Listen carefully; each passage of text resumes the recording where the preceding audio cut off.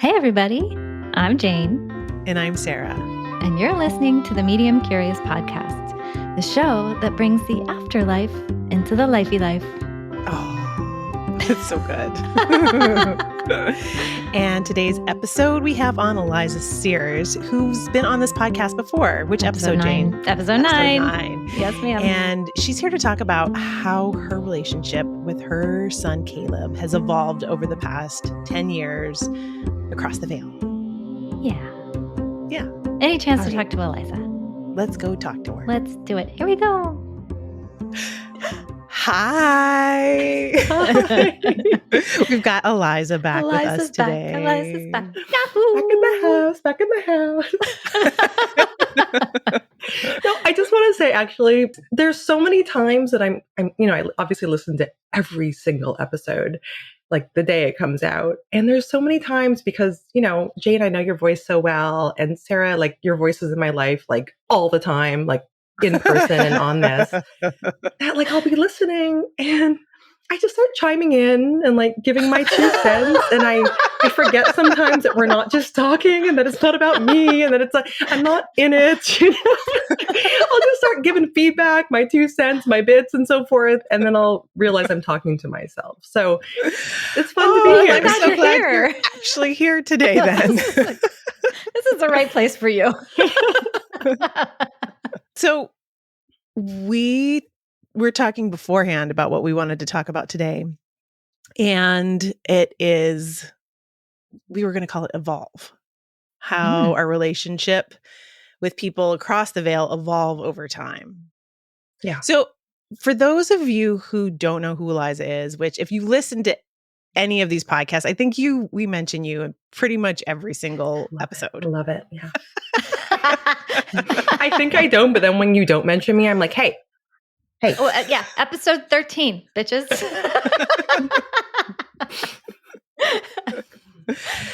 But the reason, kind of why this podcast, for me at any rate, is here is because your little boy, and it's been about 10 years it's now, coming right? on 10 years in March. Yeah. In 2015, he transitioned to the other side.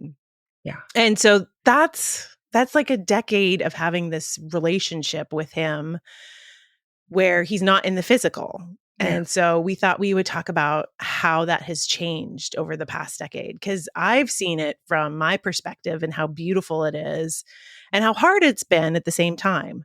So yeah. I thought we could just chat about evolving. Yeah. I mean, I think it's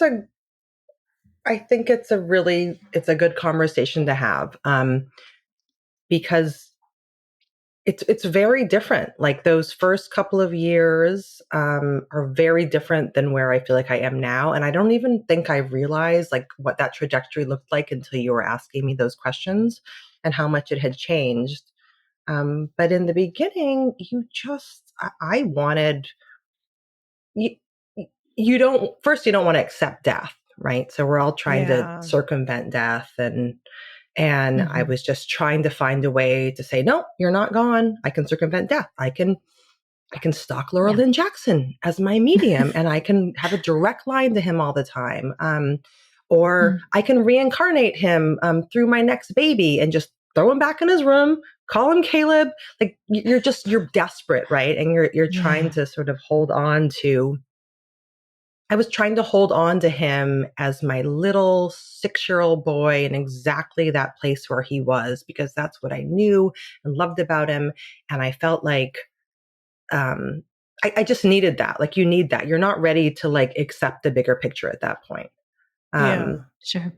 My feeling was, my actual thought at that time was, this on earth here, this is where I learned to love him and created this relationship with him. And how am I? So I wanted to continue with him like in that form. And then as time goes on, I remember thinking in the back of my mind, okay, well, one day, he crossed at 6. One day, my 3-year-old daughter, who was 3 when he passed, is going to be older than him. How is that going to feel? One day, this new baby I'm having is going to be older than him. Like, how am I going to deal with that? Yeah, all those milestones. Yeah. And it occurred to me when you asked the question about how things have changed, it's just like I couldn't have held on to him at 6, no matter how, even if he lived, he wouldn't still be this 6-year-old little boy. Right. So you can't keep him in that space. So, we used to see Sarah, can I say Lori's name? Well, Lori was like this amazing, she is this amazing, like Chinese medicine energy healer woman who, was really pivotal in those first few years. And I remember one point she said to me, I spent a lot of time saying, okay, like, what do you see with him? Is he here? Is he in my belly? Am I bringing him back? Like, where is he? Like, I just was trying to pin him down. And she just said to me, how do you love someone who's no longer in form? And I thought, like, what does that mean? I don't know. And she kept saying, well, we're going to deal with it this way because you still need the duality. I was like, I don't know what you mean by that, but okay, yeah, I do need the duality. So when you say duality, you mean? So, I mean, yeah. So in spirit. So here's the example I'll give, because I'm not exactly even sure. I don't think any of us really know what goes on the other side of the veil, like in full. So I would never pretend to, and I admit right now, I don't know. But it was the separateness, basically. Okay. Like he is him, I am me. He's my 6-year-old little boy. I'm his mom. That's relationship that we exist in, and that's the only way I can see it. Yeah. And when he said to me in the first reading, I'm home, this is home, we're all home, this is where I came from, that was beautiful. And it gave me the confidence to know, okay, so we've always been together. This is beautiful. We're always still going to be together. And I remember thinking, okay, so we're going to have like lots of other lives together, right? Like we've had lives together. We're going to be together all the time. It's going to be amazing. And he came back, this was a reading with Carla, and said, Mama, we're still in this life together. Like we're still doing this together. And it's still happening. It's still happening. But I think the idea is that like I'm trying to hold on to what our relationship was in this life. And I think over the 10 years, I've started to realize that, okay, it's so much greater and bigger than that. And we think that like here on Earth, in this Earth school, is like where we forge all these relationships. But I actually think it was not like, this is the test ground, right? Like the truth, like who we are, like in spirit and energy form, all exists on the other side. And that is like where we are always all together for eternity. So how do you switch your mindset? So when Lori asked me, how do you love someone who's not in form? It was like, well, I couldn't accept that at the time because he had to be the 6-year-old boy. But now I kind of realize, like, as time has gone by, and as I know that he would have aged here, and I know that there must be evolution and change there, it's not about any one moment in time. It's just about the whole big picture, and that you have like these people on the other side who are part of your soul group, who you have loved, who you have known, who you have blended with for year after year and eternity. And that's a hard thing to swallow when you're like a new parent, or anyone who has lost someone. Like you want to know them in exactly that relationship you had here. So to be able to take that leap and say, okay, it's maybe this isn't like where it all started. Maybe it all kind of like the reality of it all exists like over the veil there. Like that's a kind of a hard step to take until you're ready, until you realize like all the things I just talked about worrying about, when my daughters like surpass him in age, like over time that stops mattering. Like all that matters is that he's still here, and that I have that heart connection with him, and that I know that will never go away. Yeah. I have a question. Last time you were on, you were sharing about how you were able to pretty directly connect with him. And that was probably about 4 or 5 months ago. I'm just curious, like in the way that you're able to hear him or see the signs or whatever, has that even changed since we last talked to you? Like how is it that you relate to him now? So It's interesting. So it's still hard to hear from him directly, like when I'm sitting in meditation. There have been moments where I've been sitting, on my couch meditating, and in my mind's eye, I saw him standing next to me. But when I saw him, he had more angular features. His hair was a little bit longer. Like he looked 14. I mean, and not in the way that I would have thought that he would have looked. Like it's hard as a mom to morph that baby face into a 14-year-old, right? So I feel him sometimes like show up that way. He also, as he comes in now, he comes in older. Like that's what he does. Like he comes in, and whether that's, I think he does it for a couple of different reasons. I think he does it for me to show me that he is growing and evolving and learning. And I think he does it sometimes also because I think a lot of times when he's coming in through another medium, a lot of mediums have a hard time. Like it's really emotional for them to connect with a 6-year-old. Yeah. And so he'll start out looking like he's in college, and then he'll kind of backtrack because, I've had mediums that's happened say like, to me too. Yeah. I mean, I feel like I've brought through quite a few kids who they'll either show me as a kid and actually they crossed when they were like in their early 20s, but their mothers or their fathers relate to them as like a little child. So I'll hear them say mom or mama when they first come in, but then I'll realize, they were actually older when they crossed. And I had that's so interesting. I had a woman whose little baby had crossed, but he showed up with this huge, like big man energy.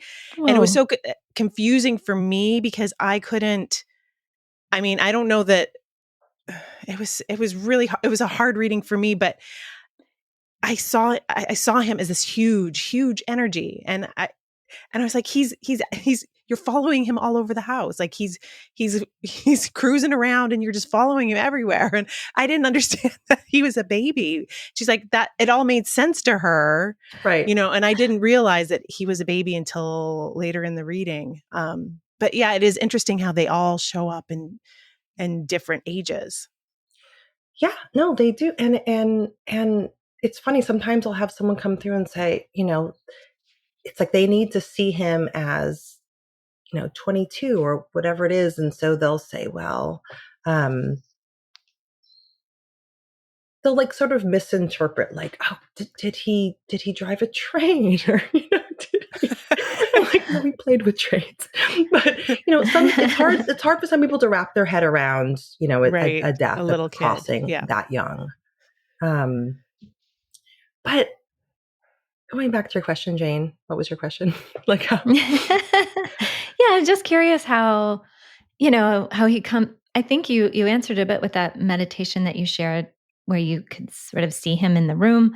I'm just curious, like certain of my folks on the other side, I feel like it can just kind of talk directly, but other times it's just through mediums, Sarah or anybody who does a reading for me. So I was just curious, like, how is that for you now? Are you able to just like hear him? That's what I was wondering. So I feel like I hear him, but like all of us, it feels like it's kind of in my head. So I'll say something and I'll hear him answer back, and it sounds like my own voice, right? I'm not always sure. The best communication that I had recently. Can I tell the story about the dream? Yes, it's so cool. I do feel like he comes through at times when either I really need it or I don't even realize I need it, but I need it. And it's not always like, oh, it's his birthday or, oh, it's some like special thing. Like, for some reason, it's not always like in those moments. It's kind of in these kind of off moments when you have like the space between things. And so I was in Maine this summer, and I don't know, it was like 3 or 4 days after his birthday, and I had a dream. And in the dream, he was alive. He was Caleb. He was 8 years old, and he was running around with all these other kids. And I was so excited to see him. And he just kept running up and giving me hugs. And he was wearing this cute little outfit and giving me hugs. And I just knew it was really special in the dream. I knew it was really special. And then when he would leave, I would panic and say, well, where is he? Where is he? Like, I need to know he's still here. And in the weird way that dreams go, there was a stack of cards. And in the cards, like I knew if I flipped through them, whoever was still in the cards was still in my life or, physically here. And I would find him in there, that he'd come back in the room, we'd hug, and we'd be so happy. And he just had like the biggest smile. And this went on for a little while until I became a little bit lucid. And I said, wait, this doesn't make any sense. Like, why is he 8? Like, he should either be 6, which is what he was when he crossed over, or he'd be 16 now. So why are you coming through at 8? Like, what's going on? This can't be, this is a dream. And the other people in the dream said, no. All good. Nope, not a dream. Just keep going. I was like, okay, not a dream. So we have more of this time together, and it's so lovely. Like I wouldn't have traded any moment for it and anything for it, that moment. And finally, I really become lucid, and I was like, you know what? This is a dream. He wouldn't be 8. This is a dream. And they said to me, yeah, it's a dream, but just enjoy it. And I did. And I had a little more time with him. And then eventually he left. And I looked at my little stack of cards, and he wasn't in there anymore. And I had a huge, just very much needed cleansing cry in the dream. And I woke up feeling really happy, actually, that I had that time with him. So happy. That's what I remember. I was so happy because I really felt like he was there with me. Felt like a visitation. So the next day I go into town, and I'm on this little remote island in Maine. And they're carrying my jewelry at this shop. And she had asked for something else that she wanted me to carry. And I'm looking at my phone saying, I got to send her a picture to make sure she wants this. But there's no internet in this little town. And so I was like, well, let me go into my photo album, because I know I have some pictures of these hoops or whatever I wanted her to carry. And I'll send you guys a picture of this. But I go into my photo albums, and I'm scrolling through the albums looking for the jewelry one, and I see one that says Caleb, 8 years. Oh my God. Whoa. And I'm staring at it what? What is this? That is and so I click mind on blown. It was just, I thought I was losing my mind. And I click on it. This is the next day. He made me look at this. And I click on it, and it turns out, and I didn't do this for every anniversary, but I had made a little album of the pictures we took on his 8-year anniversary of his crossing. So I had a pictures of us releasing balloons or whatever it may be, or pictures maybe that I had posted of him. I don't know. But there it was. It was Caleb at 8 years. Which was a full validation, of that visit. That's so cool. That is so cool. Yeah, I feel like, sorry, I was just going to say, no. I think this is one of the more special things about mediumship, and especially because all of us are continuing our development and time is moving. And I think I don't know, it's something that really touches me, is how the relationship itself is changing. So my example is my grandmother. There's a lot of sort of noise that I had with her. She was an alcoholic, and she got into recovery, but much later in life, and she didn't live with us anymore. And so I still remembered her as being drunk and awful. But Sarah started bringing her through, and I could just feel her presence through Sarah, which I think is one of the really special things about Sarah's mediumship. But the thing she was saying was evolving, even from reading to reading to reading, and even just how she's constantly reassuring me about my teenager. Always helping me with that, because he's kind of named after her in a way, because we called her Graham, and that's my son's name anyway. But they were born on the same day. Oh, yeah. So it goes and goes and goes. But so she's one of his guardian angels. But what I love is that through writing and through Sarah and other mediums, I'm just finding out new things about her. I'm finding out about her comedy. She was really funny. She was really dry. That's one thing Sarah says, and other mediums too. And then well, you got that from her, clearly. Oh, thanks. Yeah. So there's just like this, it's a continuum, but the evolution is a trip. Like it really is wild. And then she will fling, she's monarch is her sign. She will just fling those things at me all the time and then put an idea in my mind really clearly. And that's because I'm developing as a medium. I'm developing as a human. My consciousness is evolving. And so we have a better time of it. You know what I mean? So that's part of what I think is really amazing is how we kind of get to keep checking on that continuum. And just one more thing to add to what you were saying earlier about how like you wanted him kind of stuck, but now it sounds like you have more acceptance. Like he's older or different, or you have a new relationship and you're accepting his sort of aging. I'm just curious if you yes, because he wouldn't be 6 anymore. So that's like cognitive dissonance or something. Like I can't reconcile that necessarily. And I was listening to Suzanne Giesemann recently, her newest book, and I had heard a lot of these stories before in the book, probably because we followed her on all of her chats and all of her, monthly so-and-sos. I read all of her books. This is a newer book, but she told a story in the book that I'd heard before. And it hit me completely differently this time. And I felt like it was a reflection of like, as we have all grown over the years, like, all three of us here, like the perspective has just broadened and expanded, right? Of like what we accept and what we know to be true or what we believe to be true. But she talked about, she lost her stepdaughter, Susan, and Susanna's gone on to have all these amazing experience, talking to all sorts of people from all different realms. And she has an experience where she feels Odin come through, who's like a Norse god, I think. And Odin comes through and she has this whole conversation that she kind of validates through all this evidence and has this connection. And then somewhere down the line, Odin brings through all this information that like connects him to like the daughter and thunder and like all the things that happen with her passing. So anyway, somewhere down the line, she connects with Odin again. And Odin morphs into Susan, her stepdaughter. Whoa. And then morphs back. And sort of the message in there was sort of like, it's all one, we're all source, we're all the same. And when I heard that in the first couple of years, I was like, no. Like, no, I'm not hearing that. Like, he is still my little boy. I don't want to hear that he's part of the big picture, that he's part of the universe, that he's a drop of light. Like, I don't want to hear that. And it bothered me. It was a really hard thing for me to listen to because I needed to keep him in that 6-year-old form. And when I heard it this time, I was like, of course.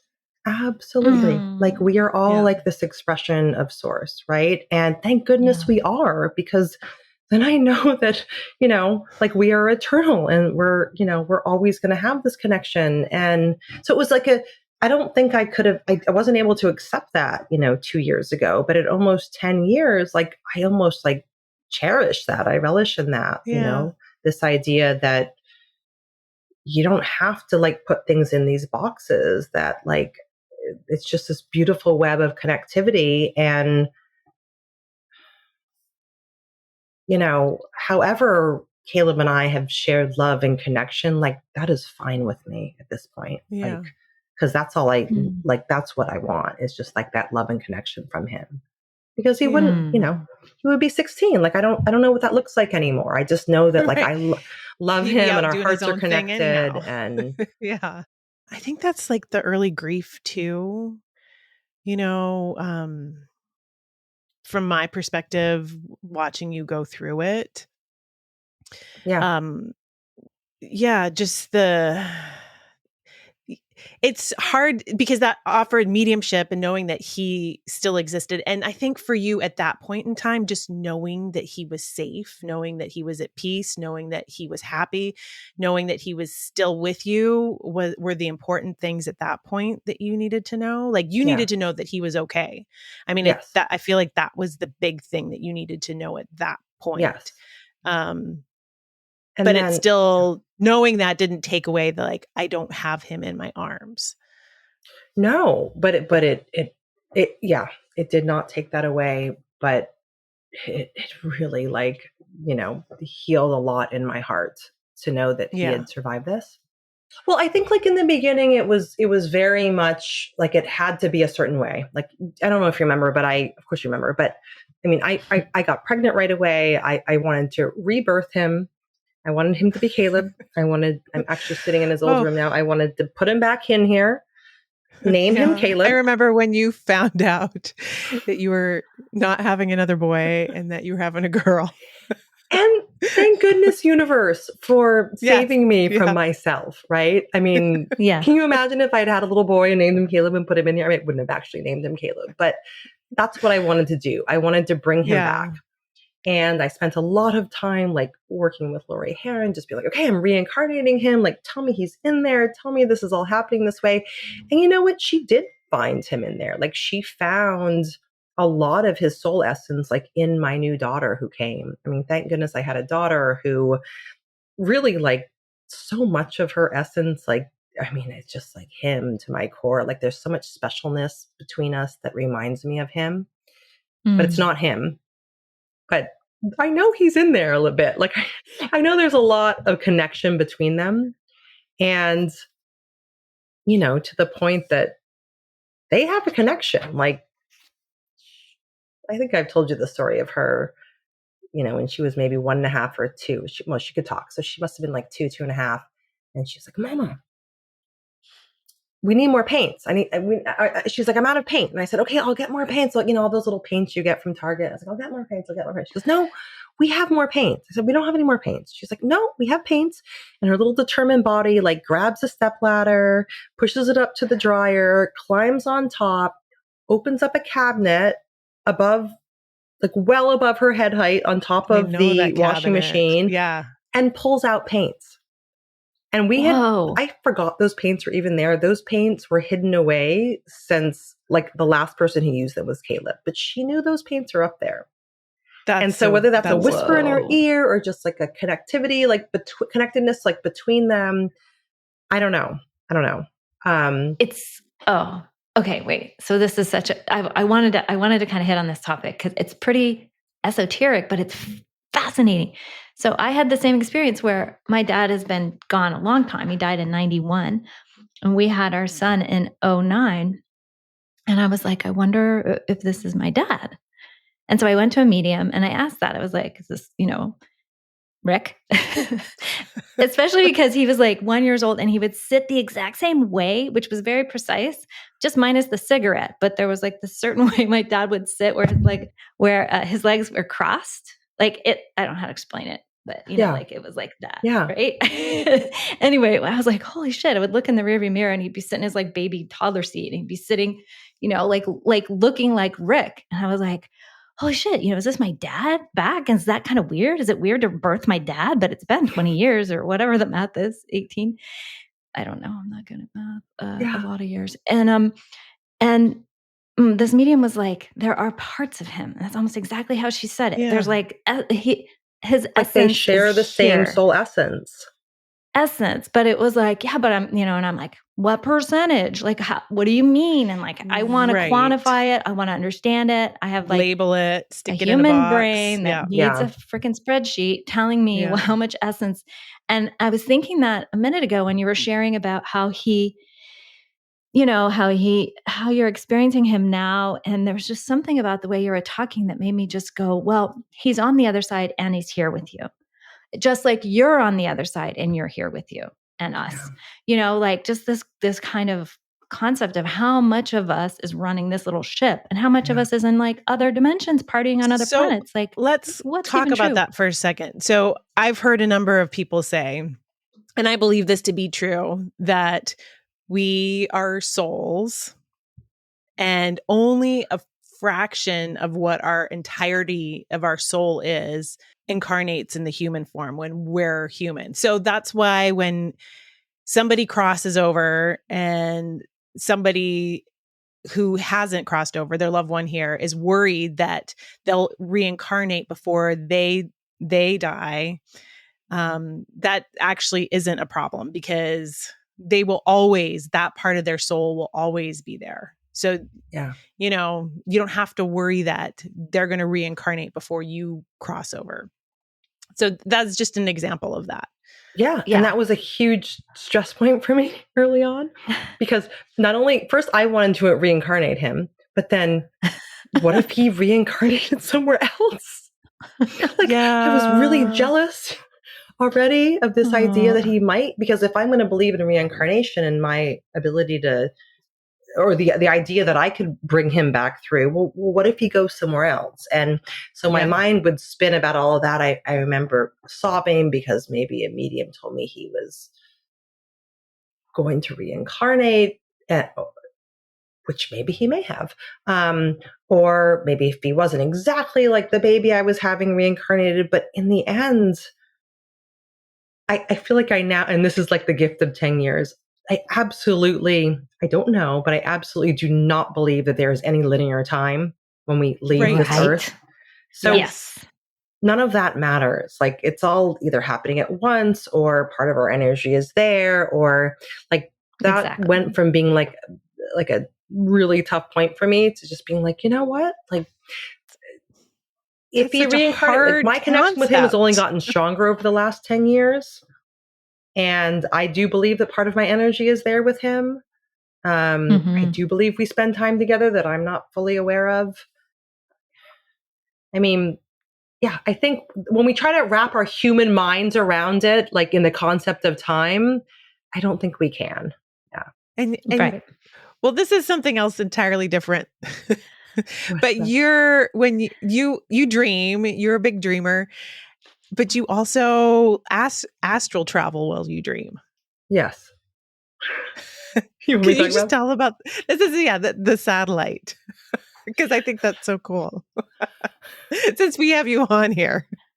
Okay, you can cut this out if you want. It's a little out there. I don't know. Ever since I was little, I feel this thing that happens at night where I feel like this pressure that comes into my body and it tingles. And then if I fight, anyways, it's like this tingling and it feels like every atom in your body is feeling charged.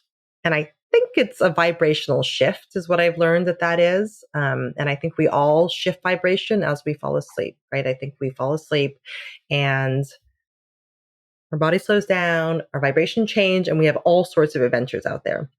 And for some reason, I feel like I have a little bit of greater awareness of that. And so I worried about this for years until I took my energy medicine class and learned that this is a normal thing. And there are people who have written about it, like Robert Monroe. He's the only one who's ever really explained what that feeling feels like to me. Like every molecule in your body is being crushed, but there's no pain. I can't explain it. It's just like you're changing dimensions. And when that happens, I know that I lift out of my body and go somewhere.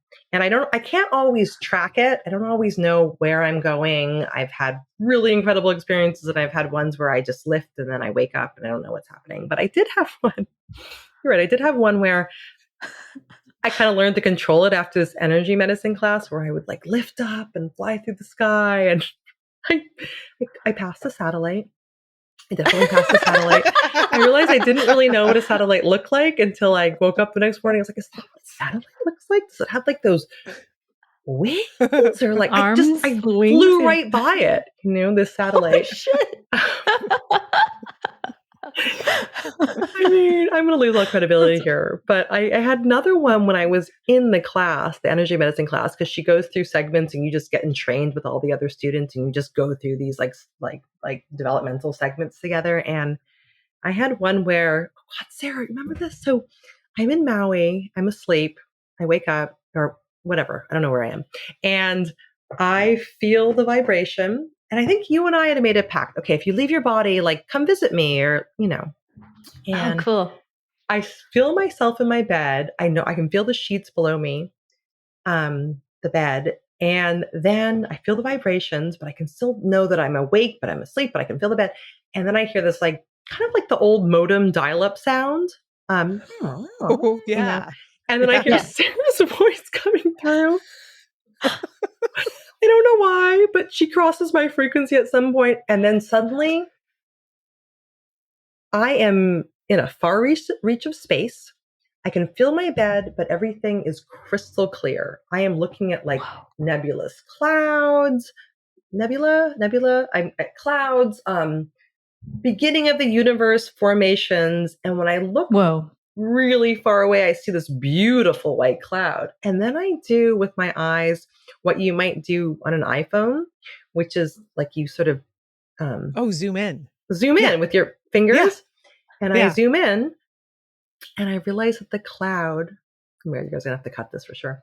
The cloud is made of like hundreds, if not thousands of tiny little starships. Like, I'm not talking like white planes with no windows that are in formation, like kind of like out of Star Wars, where they hover in space, or whatever those shows are, where they hover in space, like standing in a formation. And that's what that is. And then as soon as I see that, I can remember it now. It was so clear, and I can still feel the bed under me. And then so I'm like out there, like in the middle of space, and then suddenly I'm taken to, I can't believe I'm talking about this, the smallest, most micro things in the universe, where I'm sort of at the bottom of this swampy pond, and I see like all this like really new fungi and growth and so forth, like swaying in like the muddy water of like right where you think like, you know, the dinosaurs came from or something. I don't even know where I am. And then I wake up. And the whole time I was lucid. I can't explain it. And I talked to my teacher, Francesca McCartney, about this. And she said, oh, yeah, that's just somewhere you go in your astral cartography. It's like, oh, of course. That's just somewhere I go in my astral cartography. I don't know. Oh, that's so cool. I mean, there's just so much out there, you know. Well, that's the thing. I think we don't have to have it all figured out. We don't have to know. I mean, the whole point is that you have this connection, this love connection that you still have access to, that you can still feel with your son, Caleb. Yeah. That's the whole point of being a medium, that we have these experiences that are absolutely real because there's evidence that they are real, and that this connection of love is so much bigger than our bodies. And this is the whole point of this. We don't know exactly how all of this works. We don't know everything. We don't know. Can I just say this? So we're just spinning. Yeah, confessions. Eliza got me an Akashic record reading for my birthday one year. And that's something else that we can talk about too, because that was before you could access the Akashic record. Yes. But it's the place that you can access that doesn't feel real, but it absolutely does feel real once you're there. Yeah. Right. At any rate, she said that you and I, Eliza, between lifetimes, we pinky swear. Oh yeah. Okay, I'll join you in this next lifetime. It's like, that's right. Let's do this again.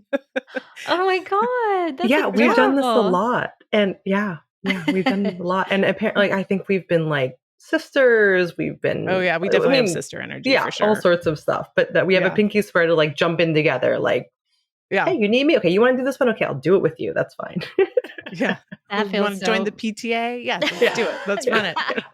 Sarah was like, no. And you were like, for sure, the PTA. No, she was like, yes. Which one of you was driving the PTA bus? I want to know.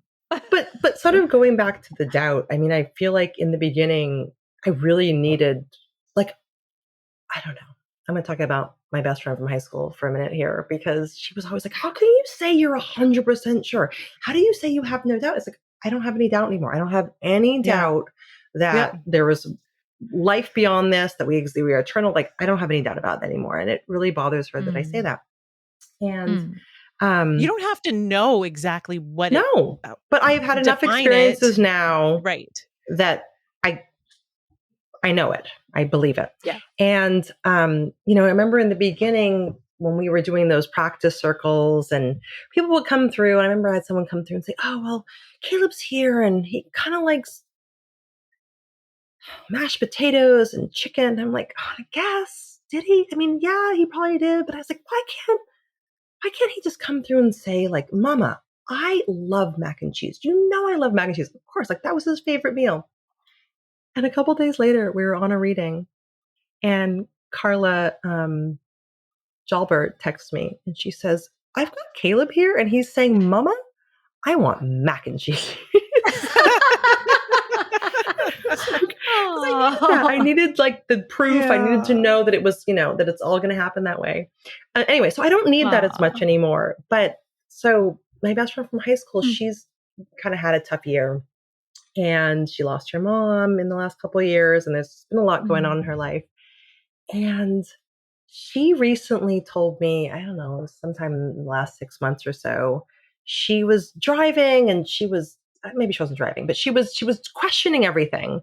And she was questioning, like, I think I feel my mom. Do I feel my mom? I feel like, and she's so incredible because she has had a million different experiences. Like, she's so connected, but she just questions everything. Like, she fully hears her like spirit guides, and she doesn't even realize that's what she's hearing, but she fully hears them. She has all sorts of like really beautiful, phenomenal experiences with the spirit world. But she questions everything. So I guess she hit this point where she got so frustrated, and she's like, she felt like she felt Caleb. She's like, you know what, Caleb? If this is real, if all of this is real, why don't you just dance right in front of me right now? And at that moment, she picks up her phone, which is unlike her, and she goes on to Instagram, which is very unlike her because she is so anti-social media for the most part. And what comes up right away is a video I had posted of Caleb. And I don't post that much about him that often because I feel like when I do, everyone's like, are you okay? Are you okay? I'm like, and the video, like once in a blue moon, I post, and it was literally him in my kitchen doing this like kind of little, it wasn't actually a dance, but he's like going back and forth in front of me, like being like, Mama, why are you following with the camera? Why? And she's like dancing back and forth, trying to avoid me videotaping him. And she opens her phone, and the first thing she sees is literally like Caleb dancing before her. Yeah. And oh my God. So it's like, yeah, no, maybe the spirit world can't produce like him physically in front of her dancing, but like, look what it can do. Like, look at that. Right. Yeah. And can I just say, you never post videos ever. No, that might have been like the first time in years. But I just, every once in a while, I feel like I need to, but like, it was so rare. Yeah. Like the whole thing. Well, and also the setup, because you had done that before she asked that. Yeah. So it kind of makes me think about the nonlinear time thing where he knew that she was going to ask that when you posted that in your phone. Like all of that coming together like that. Yeah. Yeah, exactly. Yeah. All of that stuff. Yeah. All of that crazy magic and how that all works. Yeah. Amazing. Well, ladies, I'm looking at the time. Yeah, I know. No, I know. Really? I don't want it to be over though. No. That's fine. That's fine. I'm happy if you're happy. No, I'm not happy. I'm not done. No, I'm just kidding. But when you were talking about zooming into the, I was just sure you were going to say, the starships or whatever. And you're like, and there was this beautiful white cloud, and I was zooming in, and I thought you were going to be like, and it was Sarah. Sarah did a spit take. I did a spit take. Oh my gosh. I feel like we had an agreement for a long time. Like, if we travel, let's find each other like on the astral at night, right? I am not an astral dreamer like you are. I've tried. You can't do it. All I can do is call you on the modem. Eliza, copy that. But isn't that interesting because it's all like, okay, it's very woo-woo, all of that. I get it. But you can't make up the fact that as I feel myself like vibrating and all that, like it's literally like I felt like the way you switch dials on a radio station. Like, and then I could like hear her voice coming through. And this happens sometimes when I'm in between like sleep and then leaving the body is I switch a bunch of stations. I can hear my mom. I can hear Sarah. I can hear like different bits coming in kind of statically. And it feels gorgeous. Like you're just switching frequencies, which it's all vibration frequency, right? It is all vibration. Yeah. This is a quick aside, but I was just listening to Laura Lynn Jackson interview this doctor who does brain EEGs to study mediums' brains. And he was saying, so when a medium's doing their thing, they're primarily on the right side of the brain, but what they turn off is what is on the, I can't remember exactly where it is in the brain, but it's called the God spot. And it's the part of the brain that defines boundaries, like I am me, you are you, we're not the same. Separation, right? Separation, This is my body, this is who I am. Mediums turn that down, turn it off so that they can access everything as one. So I just thought that was pretty cool. Wow. Like consciously or unconsciously? Well, not consciously, because consciously. I'm a medium and I haven't thought about that ever. Yeah. But it's why now I'm gonna. Yeah. I'm like, okay, God spot, you're going down. That's an affirmation. Okay, brain. I do tell my brain to go offline, so that kind of does make sense. I'm like, shoo, brain. Yeah, but I think, so here's a tip for anybody who wants to access this part. And this is kind of what you were talking about, how your viewpoint, how your relationship with Caleb has changed. And it is recognizing that we are all a part of the greater consciousness. So I think a lot of my life I spend seeing other people as souls, like greeting them in a soul to soul level. Just like recognizing that we're all a part of this greater consciousness, and not so much as a separate person, not so much separateness of, walking down the street and like, I'm not separate from this tree. I'm a part of everything. Everything's a part of me. And just really embodying that in every minute of my life, that really does help with mediumship. And it sounds like, you've gotten to that from a different point of view. Well, because you're sort of like pushed into it, right? I mean, over time, you just, like I was saying in the beginning, you just want it to be exactly what it was. But over time, you realize like everything is like ephemeral, like everything is fleeting. And then what seems scary, this idea that we're all part of this big whole, feels comforting. It feels comforting to know that actually, no, we are all blended. We are all together. We are all in this, like we all have this other place or this bigger connection that will always be there. Like it's just the higher perspective. And I don't mean that in a snotty way or in any kind of like a educational, like, oh my God. It's just like, it makes sense. Like it makes sense that like when he told me I'm home and we've always been here, and this is like that is where I learned to love him. Like that is where we made our connection. It wasn't here.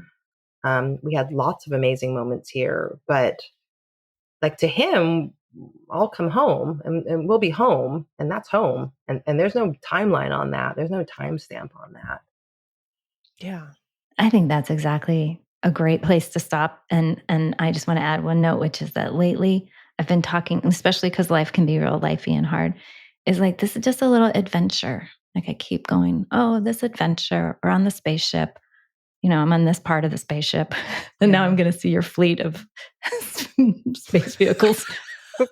I'm on the 5th on the left, Eliza, if you want to come back. But I could have made that up. Like that's so cool. I mean, it's like, like Salvador Dali and you are hanging out, painting some crazy shit. Like it's awesome. I think it's awesome. And I don't think it's weird. I think astral travel, crystal clear in my vision right now. Yeah. It's gorgeous. I don't think it's woo at all. I think it's actually freaking normal. And most people just don't have that lucidity that you do. I think you're lucky. That's what I want to say about that. But I do think we need to close, and I adore you both. That was fun. Let's do it again. We'll keep it up. I like to be part of the chit chat. Thank you, Eliza. Keep doing what you're doing. You too, Mama. We'll see you soon. Okay. Love you on guys. On the PTA. On the PTA stage. Bye. Bye. Bye, everyone. Love you all. Bye. Bye. Medium Curious is made possible by Jane Morgan Editing. Sarah Rathke made the amazing music. And Gigi Hawkins, Podcast Consulting. Our logo was created by Eric Allen. Mix by Podcast Engineers. Kyle Hansen McKee, Photography. And the dogs under the desk in Hawaii are Kalea and Domino. And Trixie in California.